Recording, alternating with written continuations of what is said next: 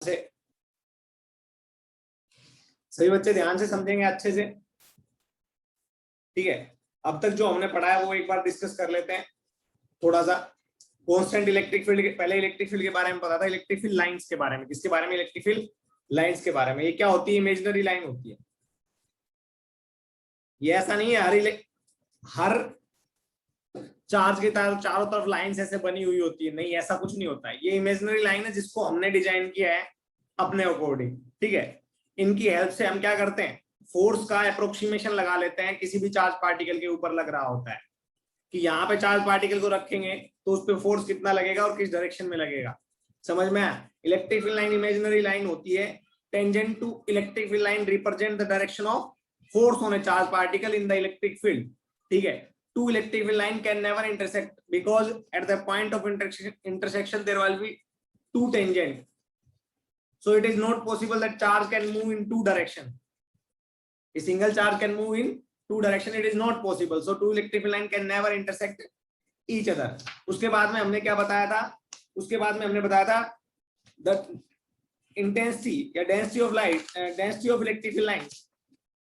Density of electric field lines gives us the idea about force on a charged particle. If the density of electric field line is high, then force on the charged particle is more. If density of electric field line is less, the force of the charged particle is less. After that, we come to the point like Q is directly proportional to the electric field, number of electric field lines of force originating or terminating from a charged particle. समझ में आया? हाँ, तो उससे हमने कुछ question किए थे, 2-3 क्वेश्चन वैसे भी प्रैक्टिस किए थे PYQs के तौर पे। फिर उसके बाद में हम आ गए थे डायपोल के वजह से इलेक्ट्रिक फील्ड लाइन कैसी होती है और सेम मैग्नीट्यूड और सेम नेचर के चार्ज के बीच में इलेक्ट्रिक फील्ड लाइन कैसी होती है। बच्चों अब आती है हमारे पास कांस्टेंट इलेक्ट्रिक फील्ड की बात। क्या? Constant electric field.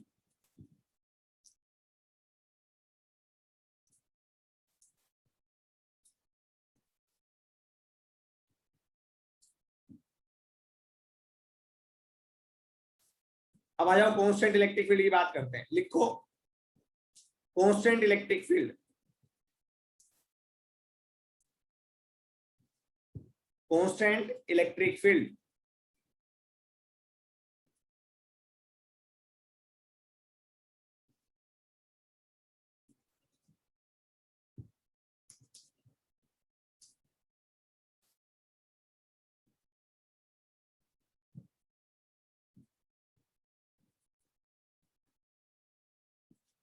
Constant electric field lines. Constant electric field मतलब throughout the region electric field की वैल्यू कांस्टेंट होगी। तो मतलब हम जानते हैं F इक्वल्स टू क्या होता है, Q इंटू E होता है।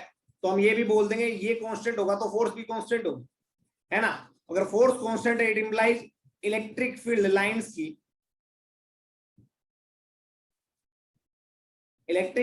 की डेंसिटी भी कांस्टेंट होगी, है ना। तो पर unit area number of electric field lines force रहेगी, electric field lines of force रहेगी, वो बराबर पास थ्रू करेगी। तो ये होती है बच्चों। यहाँ पे देखो, आप देखोगे इलेक्ट्रिक फील्ड लाइन की डेंसिटी सेम है, दिख रहा है सभी को। इसको बोलते हैं कांस्टेंट इलेक्ट्रिक फील्ड। जब लाइन जो इलेक्ट्रिक फील्ड लाइन है उनके बीच में क्या हो, डिस्टेंस हमेशा कांस्टेंट रहे।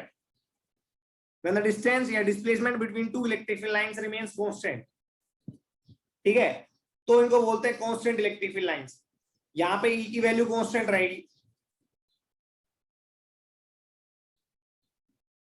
इलेक्ट्रिक फील्ड इंटेंसिटी की वैल्यू क्या रहेगी, कांस्टेंट, ठीक है। यस, इसको बोलते हैं कांस्टेंट इलेक्ट्रिक फील्ड। समझ में आया बच्चों? हाँ, अब लिखते हैं, आ जाओ, motion of a charge particle in a constant electric field. Heading डाल लो, motion of charge particle, a charge particle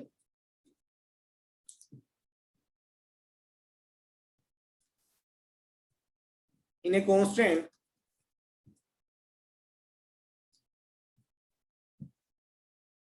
electric field।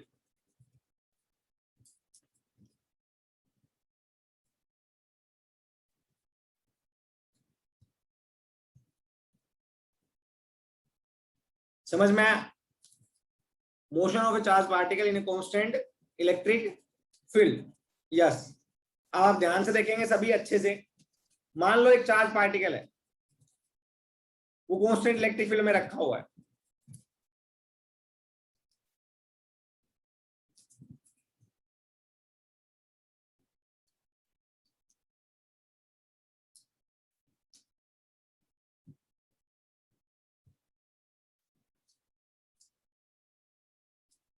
ऐसे कांस्टेंट इलेक्ट्रिक फील्ड है। इसको भी मैं इजीली थोड़ा और अच्छे से बना देता हूं।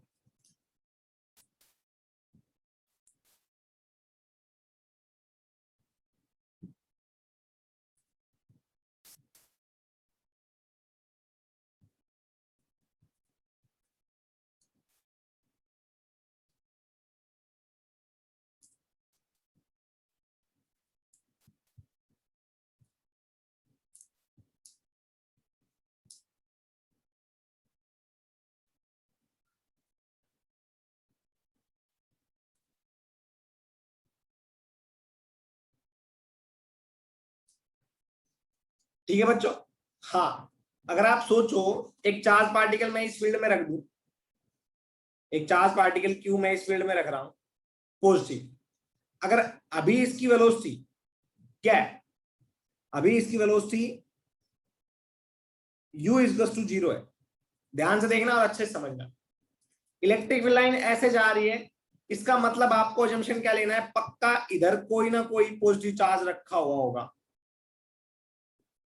या फिर इधर नेगेटिव चार्ज रखा हुआ, क्योंकि इलेक्ट्रिक लाइन हमेशा ओरिजिनेट करती है पॉजिटिव चार्ज से और क्या करती है, एंड करती है नेगेटिव चार्ज में।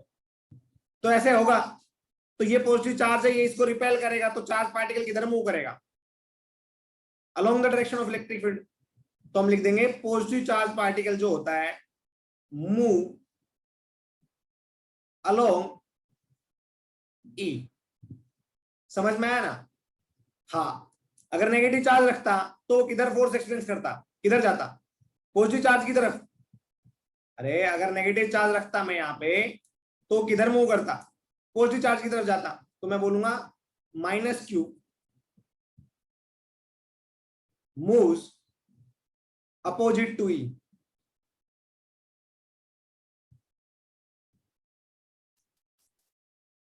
समझ में आया।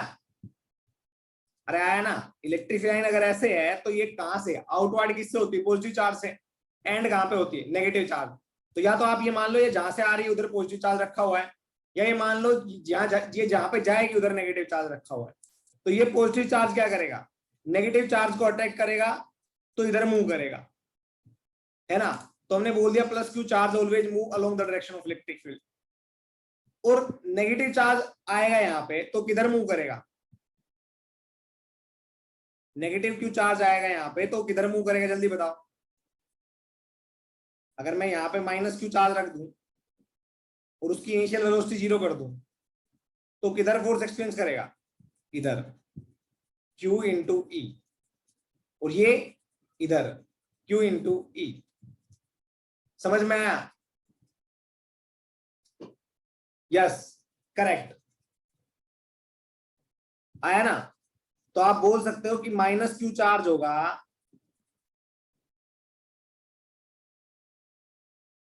तो opposite to the direction of electric field move करेगा, और प्लस क्यू चार्ज होगा तो along the direction of electric field force experience करेगा, और जिधर फोर्स एक्सपीरियंस करेगा उधर ही तो मूव करेगा। यस। तो आपसे सबसे पहले एक बात बताई जाएगी कि देखो ध्यान से देखना है। आपने देखा होगा कि अगर मैं ये कांस्टेंट इलेक्ट्रिक फील्ड ड्रॉ कर देता हूं, constant electric field lines, E equals to constant, ठीक है। अगर मैं एक चार्ज को यहां पे रखूंगा पॉजिटिव को, initial velocity u equals to 0, है ना।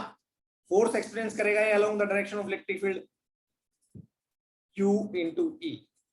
एक्सेलरेशन क्या होगा, m into a equals to Q into E. A की वैल्यू क्या आएगी, क्यू ई बाय एम। समझ में आया।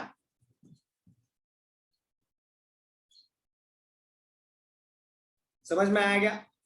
QE/m ये आ जाएगा एक्सेलरेशन चार्ज पार्टिकल का। तो आपको एक एक्सेलरेशन भी पता लग गया चार्ज पार्टिकल का कि ये आएगा, इनिशियल वेलोसिटी पता लग गई। तो क्या किसी भी टाइम टी पे आप वेलोसिटी निकाल सकते हो? किसी भी टाइम टी पे आप वेलोसिटी निकाल सकते हो इसकी? अरे निकाल सकते हो या नहीं? अरे एक्सेलरेशन कांस्टेंट है, एक्सेलरेशन कांस्टेंट है, ध्यान से देखो, क्यू भी कांस्टेंट, ई भी कांस्टेंट, मास भी कांस्टेंट। निकाल लोगे ना? यस। तो आप किसी भी टाइम टी पे इसकी वेलोसिटी निकाल सकते हो। आप बोल दोगे किसी भी टाइम टी पे वेलोसिटी आ जाएगी v equals to u plus a into t. A की वैल्यू आपको पता है, u की वैल्यू आपको पता है, t की वैल्यू आपको पता है। समझ में आया नहीं आया? बताओ, शाबाश, बताओ भाई। हाँ, तो आप अपने आप निकाल लोगे, है ना? यस। उसके बाद में दूसरी बात आती है कि आपने भी सुना होगा जब मैंने आपको बताया था कि जो चार्ज पार्टिकल होता है, यहां पे तो स्ट्रेट लाइन पाथ फॉलो कर रहा है क्योंकि इसकी इनिशियल वेलोसिटी क्या है? 0 है। इनिशियल वेलोसिटी 0 है, इनिशियल वेलोसिटी 0 है। तो under the action of constant force A charge particle will always move along a straight line. ठीक है, लिख लो, if the initial velocity of a charged particle is 0, yeah, if the initial velocity of any particle is 0, then under the constant force, under the action of constant force, if u is equal to 0, then under the action of constant force,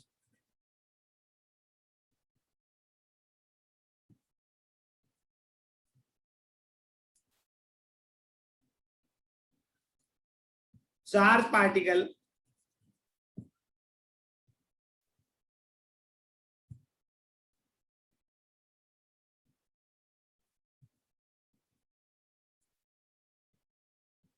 will move along a straight line, straight line।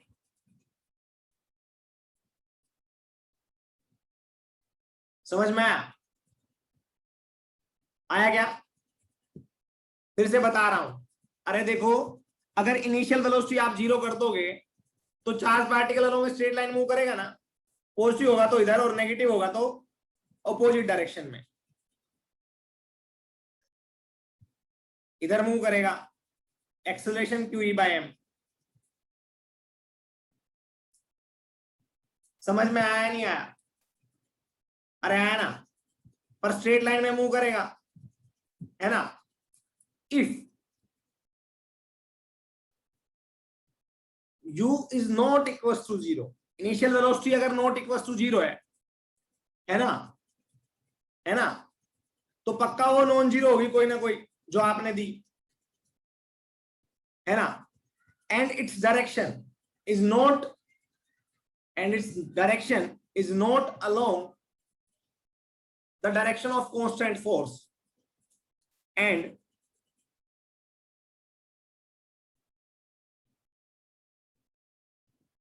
its direction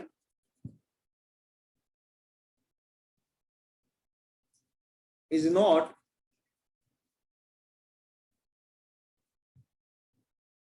along the direction of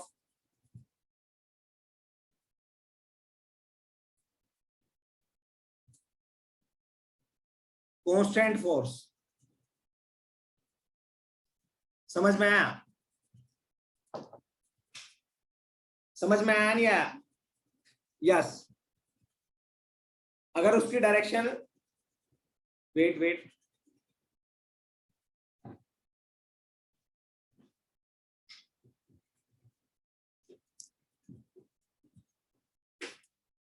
उसकी direction along the direction of constant force or opposite, along or opposite the direction of constant force,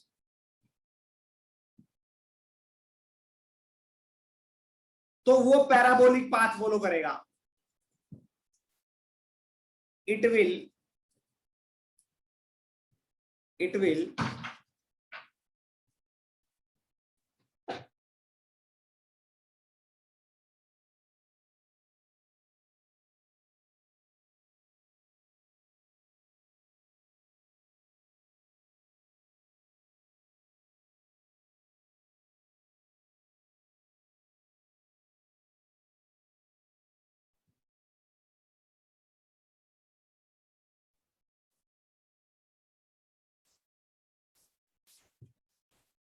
अगर initial velocity non zero है and its direction is not along और opposite to the direction of constant force,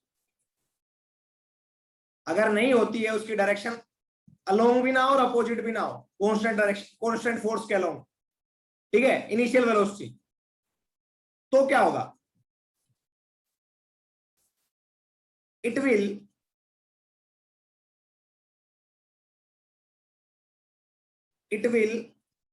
try to align,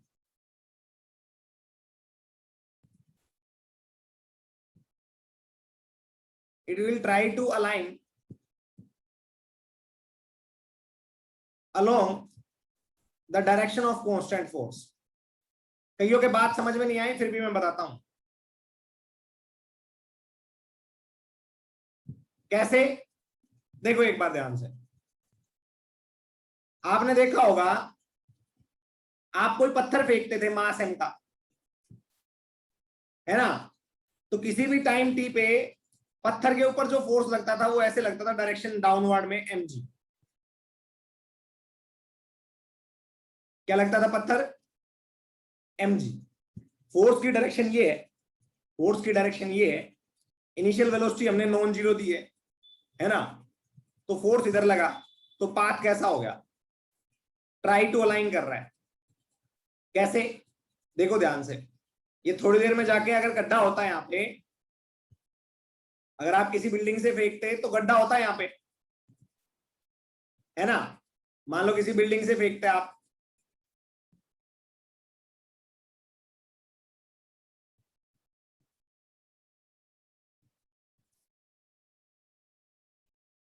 अरे आगे ना, किसी building से फेंकते आप तो गड्ढा होता है यहाँ पे, तो ये पत्थर ऐसे जाता, और एक टाइम आता जब mg, ध्यान से देखना, mg और इनिशियल दोनों सेम डायरेक्शन में हो जाते।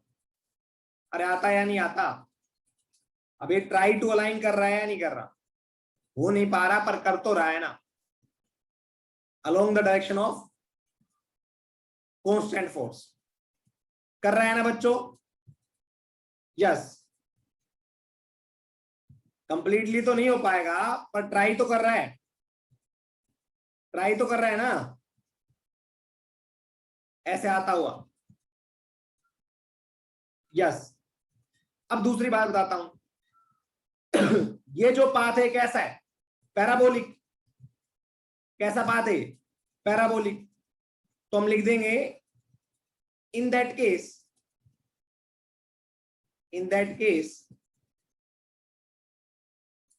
path becomes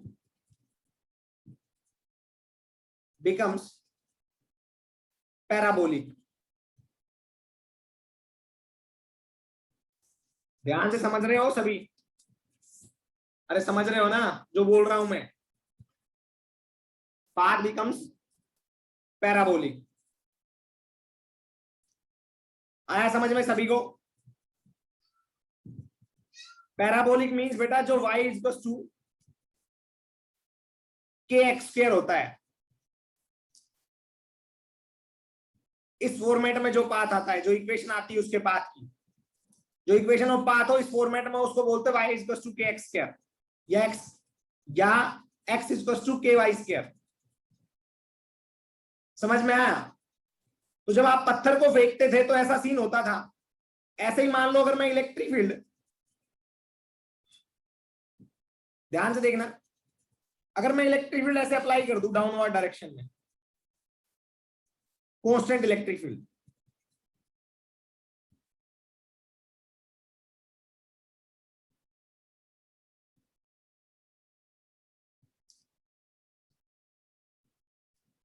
है ना? Yes.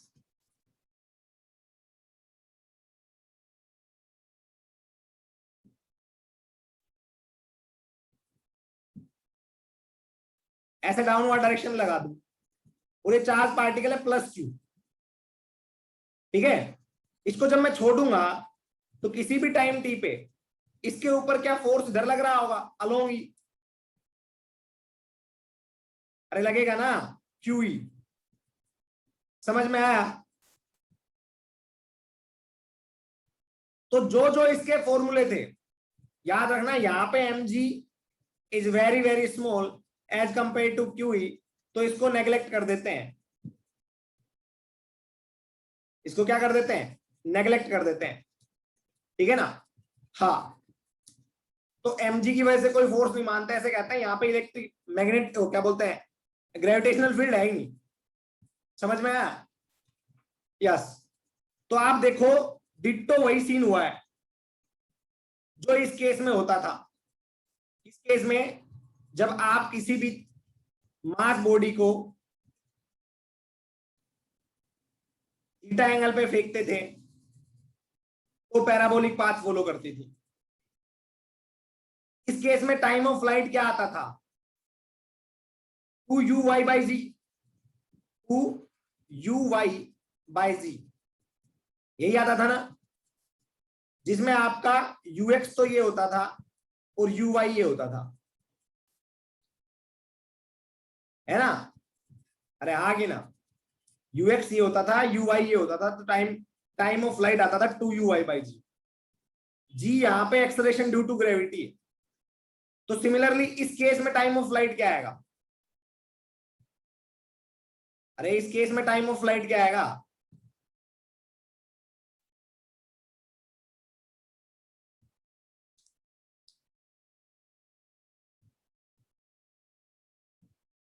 To u y by acceleration क्या आएगा यहाँ पे, QE/m।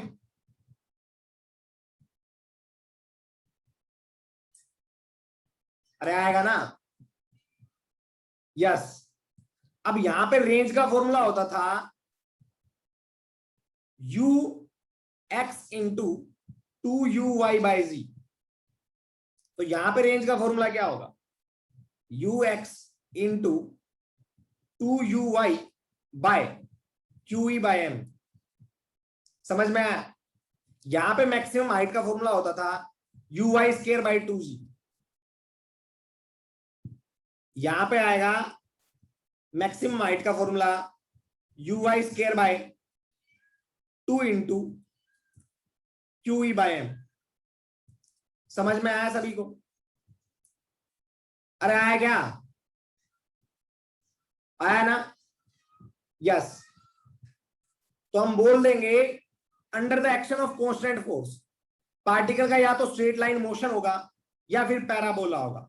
स्ट्रेट लाइन कब होगा, जब पार्टिकल की इनिशियल वेलोसिटी या तो जीरो हो तब, या नॉन जीरो हो but along the direction of constant force हो, या opposite to the direction of constant force हो, तब स्ट्रेट लाइन होगा। अब बोलेंगे पैराबोलिक कब होगा, मैं बोलूंगा जब इनिशियल वेलोसिटी नॉन जीरो हो और वो ना तो अलोंग हो ना opposite to the direction of constant force हो, तब पैराबोलिक होगा। ठीक है, उसके बाद में बात करूंगा मैं कि ये सभी की सभी, मान लो ऐसा क्वेश्चन बन जाए, पूरा का पूरा जो आपका काइनेमेटिक्स में था पूरा यहाँ पे क्वेश्चन बन रहा है, अगर आप देख पा रहे हो तो बन रहा है ना, यस। तो ऐसे क्वेश्चन भी बनेंगे, आपको सभी को सोल्व करने, घबराना नहीं है, बस ये बात ध्यान रखना, जी को रिप्लेस कर देना है, जी को रिप्लेस कर देना है, रिप्लेस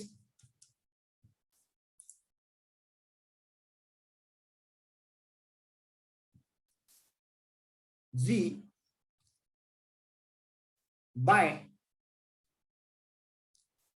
रिप्लेस जी बाय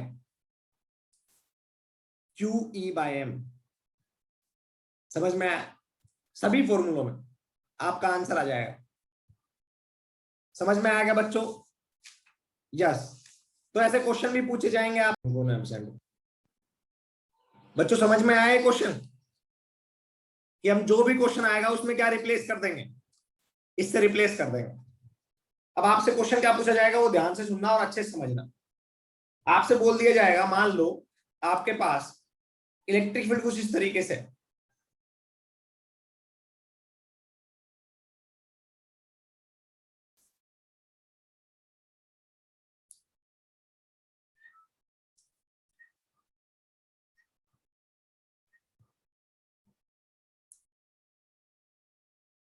कांस्टेंट इलेक्ट्रिक फील्ड है, ठीक है, yes.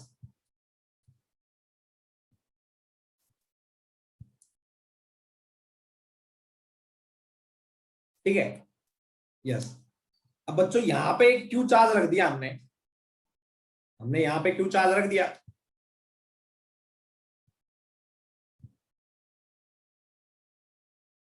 Plus q charge, initial velocity 0 है, तो कैसा पाथ फॉलो करेगा जल्दी बताओ, किधर मूव करेगा ये?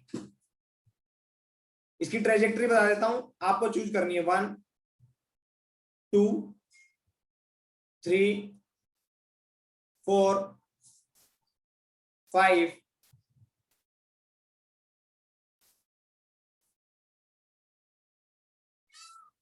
बताओ इसकी क्या ट्रेजेक्टरी होगी, इनिशियल वेलोसिटी 0 है, कांस्टेंट इलेक्ट्रिक फील्ड में, जल्दी बताओ शाबाश। 1, क्योंकि पॉजिटिव चार्ज पार्टिकल है तो वो किधर मूव करेगा, along the direction of electric field. Negative होता तो कैसे मूव करता, opposite to the direction of electric field. हम लिखेंगे इफ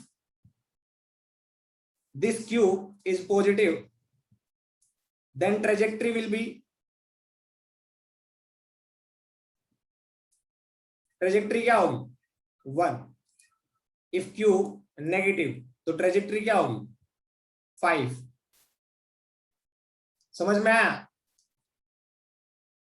आया क्या बेटा? मोक्सा, चार्ज पार्टिकल पॉजिटिव हुआ तो along the direction of electric field move करता है, नेगेटिव हुआ तो opposite to the direction of electric field. ठीक है, यस। अब दूसरा क्वेश्चन मैं बताता हूं, अच्छा क्वेश्चन है, सभी ने करना है। आपके पास क्यू चार्ज पार्टिकल है, उसको आपने यू वेलोसिटी इनिशियली दे दी है ना, यस, उसको आपने you velocity initially they the. Electric field कुछ इस तरीके से है,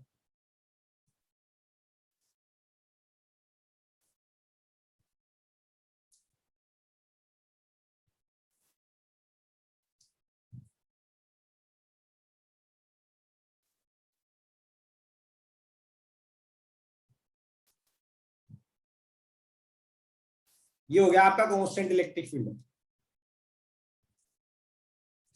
है ना, यस। आपसे बोला गया, आपसे बोला गया इस चार्ज पार्टिकल की ट्रेजेक्टरी क्या होगी अगर इनिशियल वेलोसिटी इसकी यू है। Number 1, number 2, number 3,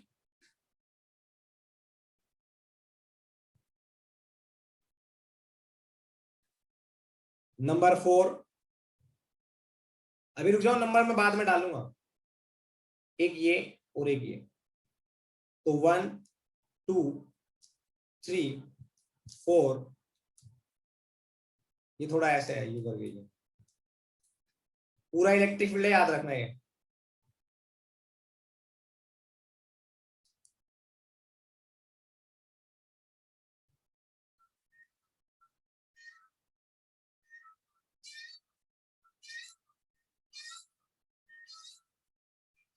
5 6।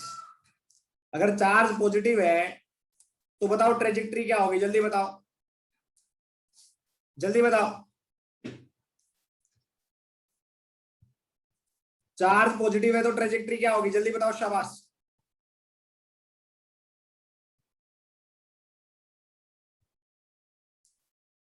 बेटा ध्यान से देखो, इस पे फोर्स किधर लगेगा, अलोंग द डायरेक्शन ऑफ ई, अगर पॉजिटिव हुआ तो, है ना, तो कैसे अलाइन करेगा, नीचे की साइड में अलाइन करेगा, अपने आप को कोशिश करेगा। बेटा स्क्रीन जिसको नहीं, हाँ दोबारा से ज्वाइन कर लेना वो साक्षी, यस। तो हमेशा चार्ज पार्टिकल क्या होता है, अपने आप को along the direction of force align करने की कोशिश करता है, ठीक है। तो इस केस में हमारा आंसर होगा, ट्रेजेक्टरी जो होगी वो होगी हमारी 3।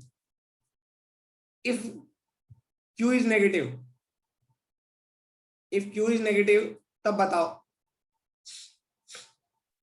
इफ क्यू इज नेगेटिव तब बताओ, जल्दी बताओ शाबाश।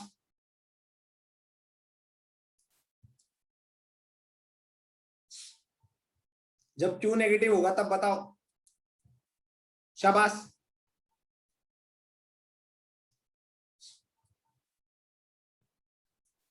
ट्रेजेक्ट्री क्या होगी बच्चों?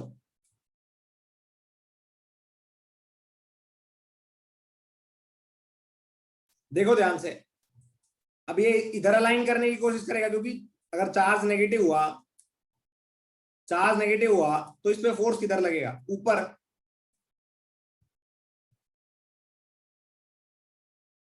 है ना? तो इधर अलाइन करने की कोशिश करेगा क्यूई की फोर्स की डायरेक्शन में। तो ट्रेजेक्ट्री क्या होगी? 4। समझ में आया? 6 नहीं होगी। दीपाली देखो, अरे ये कंपोनेंट भी तो है इसका, ये कंपोनेंट भी तो है इसका, है या नहीं? वो तो वही रहेगा ना यू। अरे वो तो वही रहेगा ना यू। नहीं समझे? जब इनिशियल वेलोसिटी 0 होती तब हम बोल सकते थे 6 आएगा, अदरवाइज 4। याद रखने के लिए लिख लो, याद रखने के लिए लाइन लिख लो। ट्रेजेक्ट्री किस शेप की होगी? ट्रेजेक्ट्री किस शेप की होगी यह बताने के लिए याद रखना, u is always try to, trajectory किस शेप की होगी यह बताने के लिए याद रखना, u is always try to along, या u is always try to align,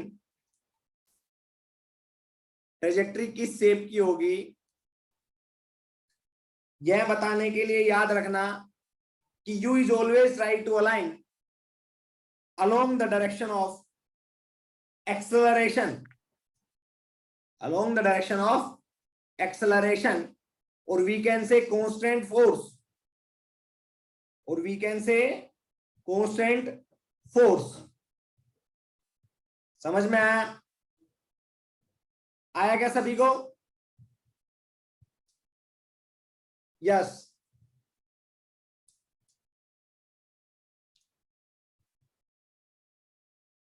ये दिमाग में थोड़ा रखना, अपने आप आ जाएगा, आपको सॉल्यूशन मिल जाएगा। ठीक है ना? यस। तो बच्चों ऐसे इस पे क्वेश्चन भी आ जाते हैं कई बार, इस पे क्वेश्चन भी पूछ लिए जाते हैं कई बार। आपको क्या दे देगा?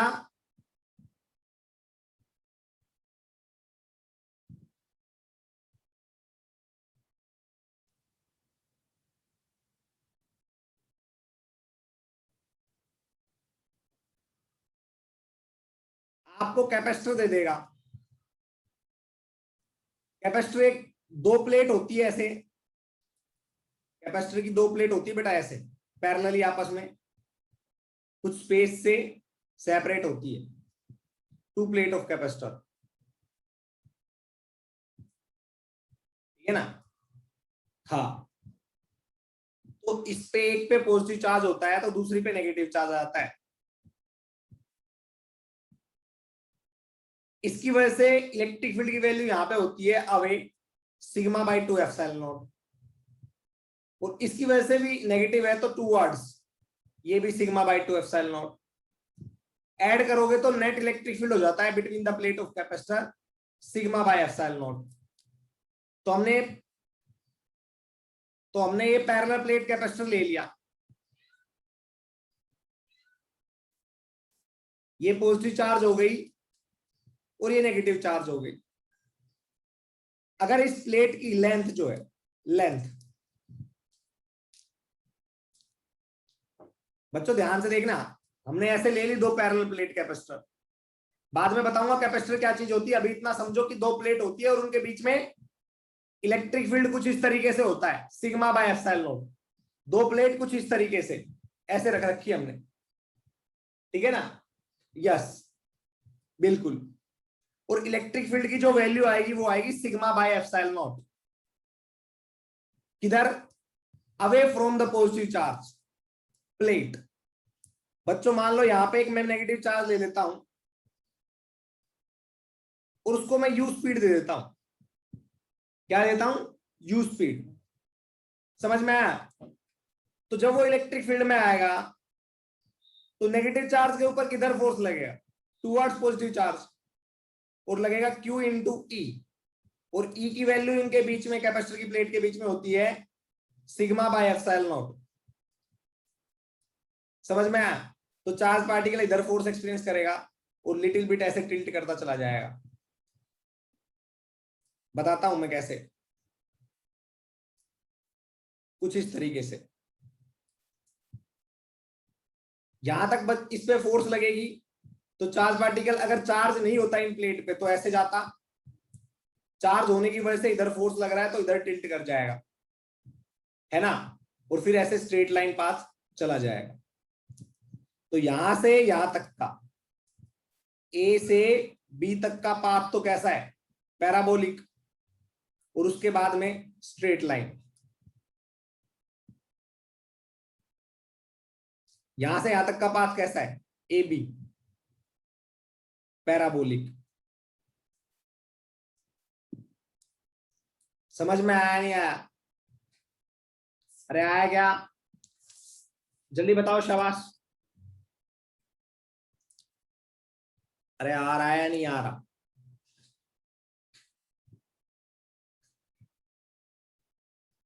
बस तो फिर क्या दिक्कत है? बस तो फिर क्या दिक्कत है? आ गया तो, है ना। तो कई बार आपसे पूछ लिया जाता है, बताओ बताओ कि पार्टिकल कितना यू दिया जाए, पार्टिकल को कितनी इनिशियल वेलोसिटी यू दी जाए so that it will pass through the parallel plate capacitor without touching the plate. क्योंकि आपको पता है अगर आपको ने यू ज्यादा नहीं दिया तो ये यहां से पहले ऐसे जाके इधर इसमें टक्कर मार देगा, मार देगा ना? अरे मार देगा या नहीं मार देगा? यस। तो इस पे क्वेश्चन पूछे जाते हैं बहुत ज्यादा। जैसे हम प्रैक्टिस करेंगे उसमें हम क्वेश्चन का भी डिस्कशन कर लेंगे। समझ में आया? अरे आया नहीं आया? इसको किस तरीके से करना है? एक्स एक्सिस का मोशन अलग से ऑपरेट करना है, वाई एक्सिस का अलग से। ठीक है? हाँ, और फिर इसको करना है।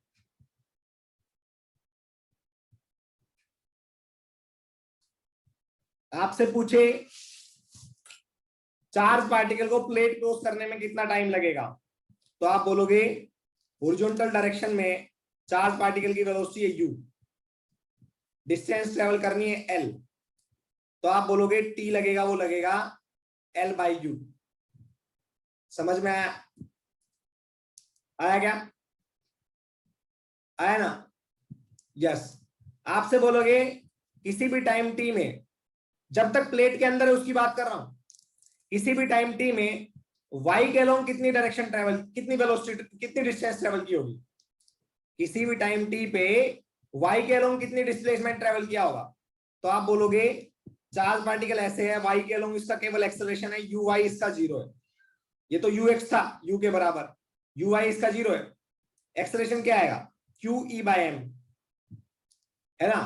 तो आप लिखोगे sy equals to uy t plus half of ay into t square. समझ में आया? uy की वैल्यू 0 हो जाएगी तो sy की वैल्यू आएगी हाफ ऑफ ay की वैल्यू क्या आएगी? ये ay है, तो आप लिखोगे QE by m into t square. T की वैल्यू क्या आएगी? L by u. टी की वैल्यू यहां से लेनी है तो ये y कोऑर्डिनेट आ जाएगा किसी भी टाइम t पे। प्लेट के अंदर y कोऑर्डिनेट कितना आएगा चार्ज पार्टिकल का?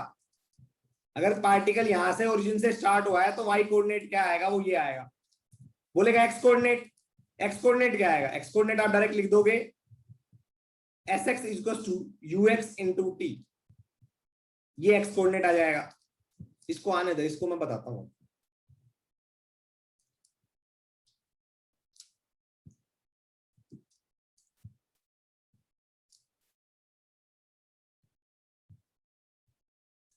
पड़ता है। देखो शाबाश, अरे एक्स कोऑर्डिनेट निकालोगे किसी भी टाइम टी पे पार्टिकल का तो ये आएगा, और वाई कोऑर्डिनेट निकालोगे तो ये आएगा। समझ में आया ना?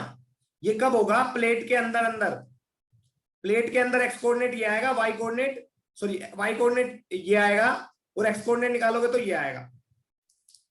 समझ में आया? तो पार्टिकल हॉरिजॉन्टली ट्रेवल कर रहा होगा तो वर्टिकली भी तो ट्रेवल कर रहा होगा, तो एस वाई ये आ जाएगा, और एस एक्स वो ये आ जाएगा। कर लोगे या नहीं कर लोगे? जल्दी बताओ, जल्दी बताओ, अगर ऐसा क्वेश्चन आ गया तो कर लोगे? शाबाश बच्चों, बोलो कर लोगे ना? Yes, good. अब जल्दी से दूसरा टॉपिक डाल लो, conservative and non conservative forces. Conservative and non conservative forces आपको पहले भी बताया हुआ है, वर्क पावर एनर्जी में पढ़ाया भी था, फिर से रिवाइज करवा रहा हूं। एस एक्स एक्स वाई देख लो एक बार ध्यान से, एक बार ध्यान से देखना एस एक्स और एक्स वाई। बच्चों ध्यान से देखना, पार्टिकल इलेक्ट्रिक फील्ड में मूव कर रहा है, हॉरिजॉन्टली उसको कौन ट्रेवल करवा रहा है? क्या यू एक्स? क्या हॉरिजॉन्टली कोई फोर्स लग रही है? नहीं, तो पार्टिकल कांस्टेंट वेलोसिटी से मूव करेगा हॉरिजॉन्टली। तो आप लिख दोगे S x is basically you x into time T. किसी भी टाइम टी पे देखोगे तो एक्स कोऑर्डिनेट ये आएगा। वर्टिकली देखोगे तो वर्टिकली पार्टिकल की इनिशियल वेलोसिटी तो वाई के अलोंग 0 है, बट एक्सेलरेशन है q e by m. Electric field में क्यू ई बाय एम होगा ना एक्सेलरेशन। समझ में आया? तो क्यू ई बाय एम आ गया, तो एस वाई जो आएगा वो आएगा u y into t plus half of a y into t square. अब यू वाई तो 0 है, तो एस वाई आएगा half of a y. A y की वैल्यू क्या आएगी? Q e by m into t square. T कहां से लोगे? टी डायरेक्टली भी पुट कर सकते हो, बट टी यहां से भी ले सकते हो। T is two l by u x, तो यहां पे लिख दोगे एल बाई यू एक्स। समझ में आया? अरे आया नहीं आया? तो in between the plate of capacitor when charged particle is moving, you can calculate x and y coordinate by this way at any time t. अब लिखो एक बार, कंजर्वेटिव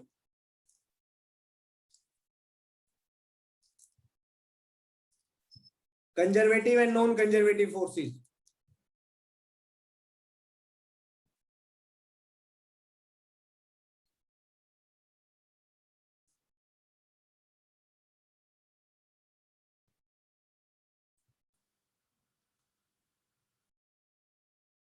लिखो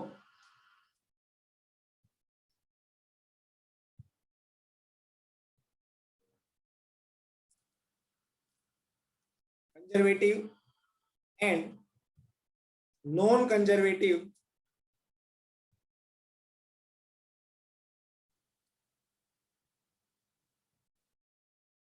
फोर्सेस।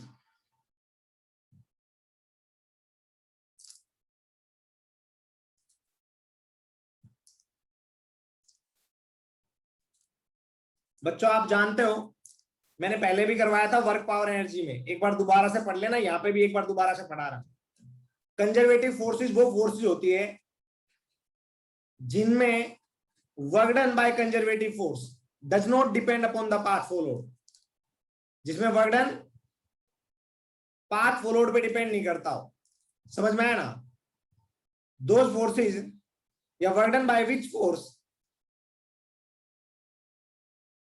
Conservative force. सीधा ही डाल देता हूं ना, लंबा लूंगा इसे।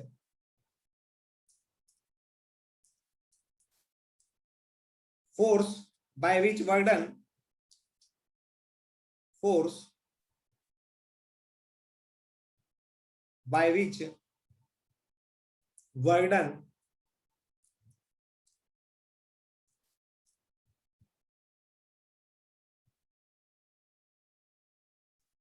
by which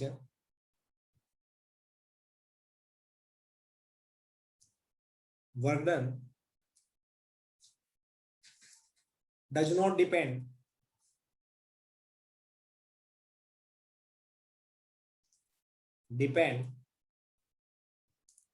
upon path followed.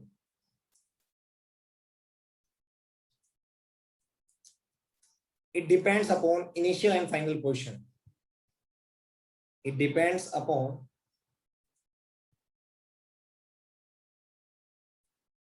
initial and final position of the object. Position of the particle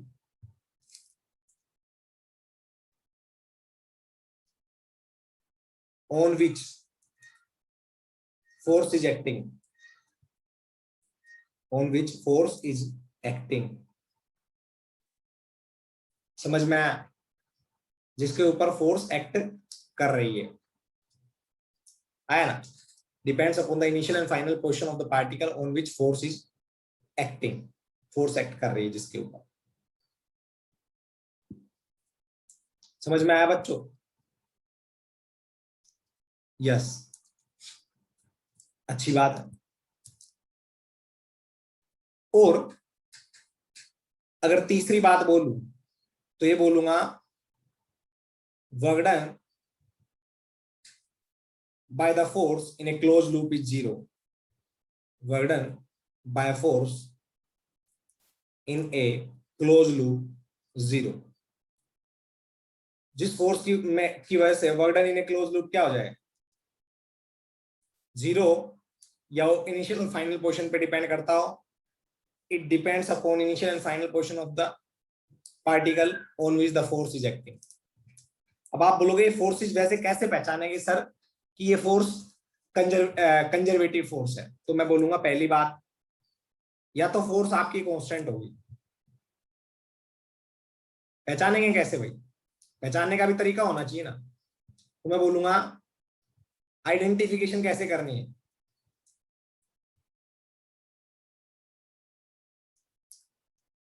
तो नंबर वन, फोर्स क्या होगी? आप कांस्टेंट होगी. Number one, F equals to constant. तीन तरीके से पहचानते हैं. F इक्वल्स टू कांस्टेंट हुआ, it means F is conservative.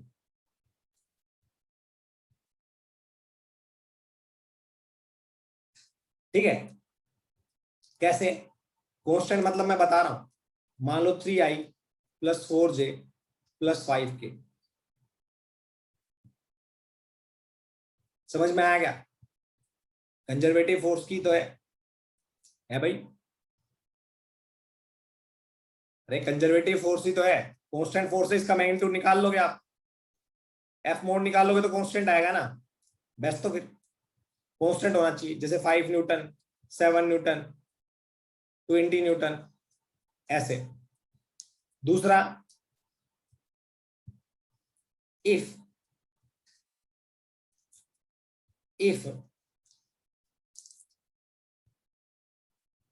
F vector के अंदर जो कोफिशिएंट ऑफ i होगा that is function of x, and coefficient of j होगा that is function of y,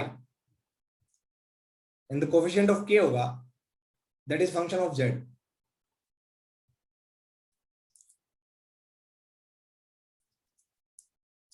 समझ में आया?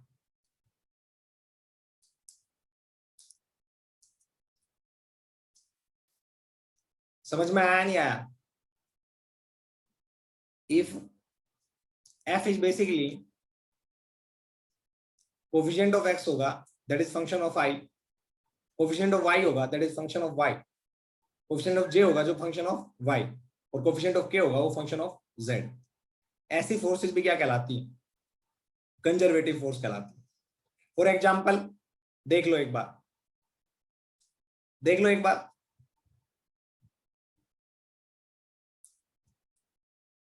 2x² i 3y + 1j and z² - 1k. ये आपकी कंजर्वेटिव फोर्स है.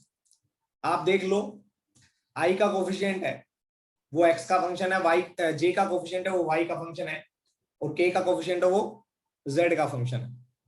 समझ में आया बच्चों? समझ में आया क्या? बताओ शाबाश, बताओ सभी, आया ना? इसको बोलते हैं कंजर्वेटिव फोर्स। इसको क्या बोलते हैं? Conservative force. समझ में आया? यस। दूसरी बात, दो तो हो गई, दो तरह की फोर्स तो आइडेंटिफाई कर लोगे आप, है ना?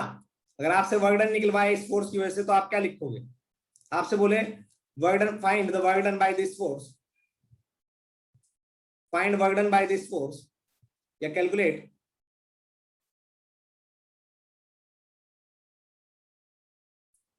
Calculate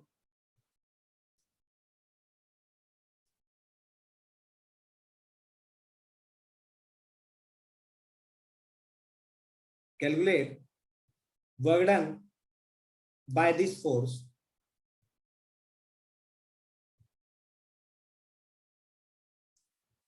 calculate work done by this force in moving particle from 1,1 to 2,1। तो आप क्या लिखोगे? Work done is basically f dot d r. अब यहाँ पे डी आर क्या होता है? D r vector is basically d x i cap, d y j cap and d z k cap. आपने 3D में निकालना है तो आप 3D का ही निकालो, 1,1,1 2 2,1,1, ठीक है? तो लिख लो, या मैं बोलू 2,2,3।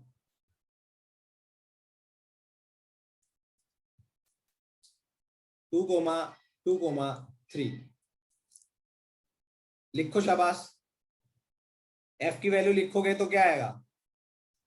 2x² I cap 3y+1 J cap and z² -1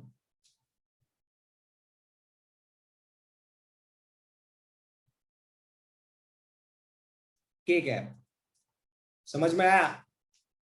yes, z² -1 k cap dot d r d x i cap d y j cap d z k cap.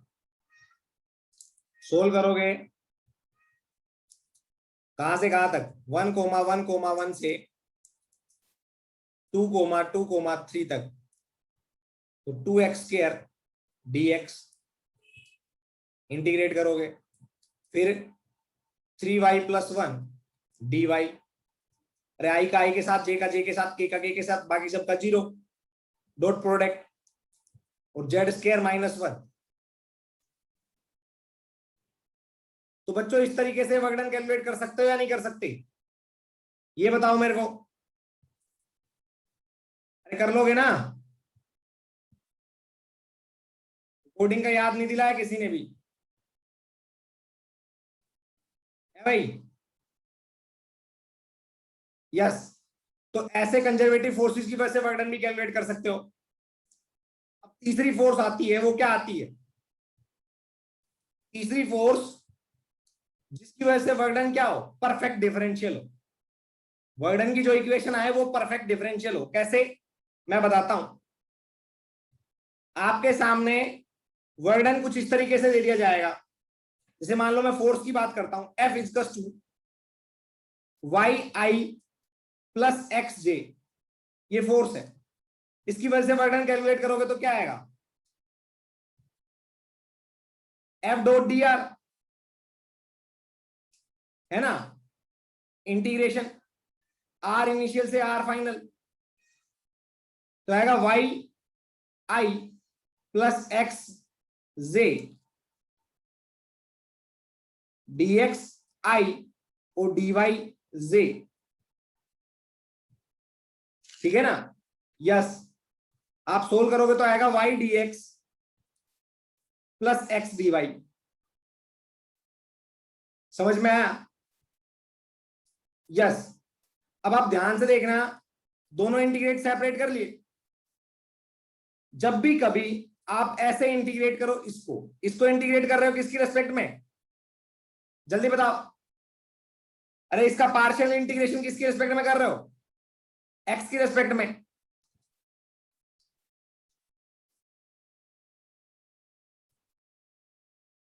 और इसका partial integration with respect to Y.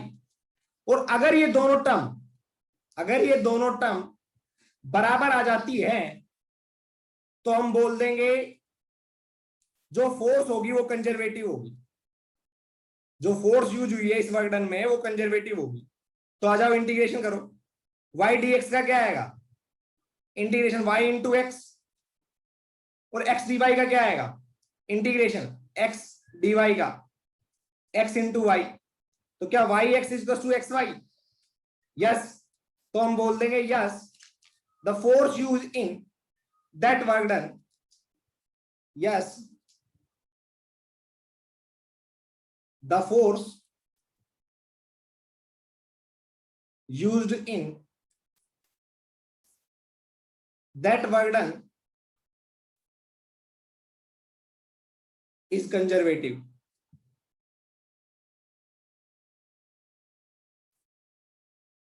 The force used in that work done is conservative.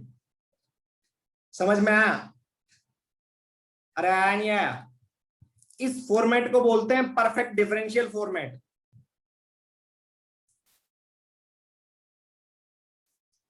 is known as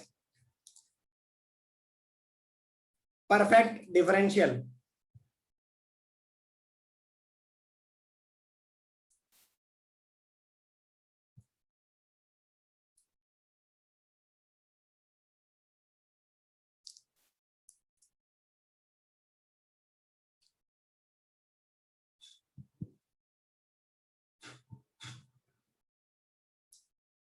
आया क्या बच्चों? Yes. तो इसको बोलते हैं perfect differential format. इसके बारे में वर्क पावर एनर्जी में काफी अच्छे से पढ़ाया हुआ है आप लोगों को, ठीक है ना? तो आराम से कर लेना, समझ में आया ना? इस पे क्वेश्चन भी करवाए हुए, सब कुछ करवाया हुआ है, ठीक है ना? तो जो जो क्वेश्चन वहां पे थे वही क्वेश्चन यहाँ पे आ जाएंगे। समझ में आया नहीं आया? यस, ओके ओके बच्चों,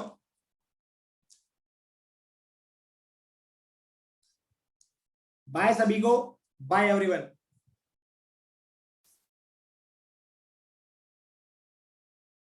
बाय बच्चों।